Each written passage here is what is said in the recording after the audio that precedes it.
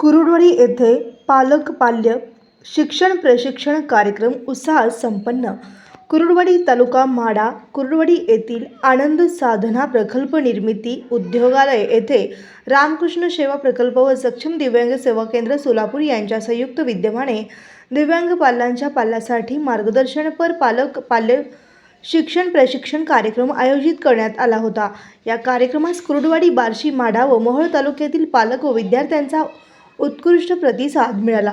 कार्यक्रमाची सुरुवात नाव नोंदणी व आल्बोराने झाली। त्यानंतर श्री पंकज मिठभाकरे यांनी सक्षम व रामकृष्ण सेवा प्रकल्पाच्या कार्याची माहिती देत पालकांना मार्गदर्शन केले व तसेच त्यांनी दिव्यांग विद्यार्थ्यांसाठी विविध उपक्रम व ॲक्टिव्हिटी घेतल्या। या उपक्रमामध्ये विद्यार्थ्यांनी उत्साहाने सहभाग घेतला। यानंतर डॉक्टर अश्विनी अंधारे यांनी सहसोपे शिक्षण रोजच्या कृतीतून या विषयावर मार्गदर्शन करत दिव्यांग मुलांना दैनंदिन कृतीतून शिक्षण कसे सोपे करता येते याबाबत सविस्तर माहिती दिली व तसेच मुंबई येथील डॉक्टर तेजल घाडगे यांनी फिजिओथेरपी उपचार पद्धती व तसेच दिव्यांग मुलांच्या शारीरिक विकासासाठी आवश्यक व्यायाम व उपचार याविषयी पाल्यांना मार्गदर्शन केले।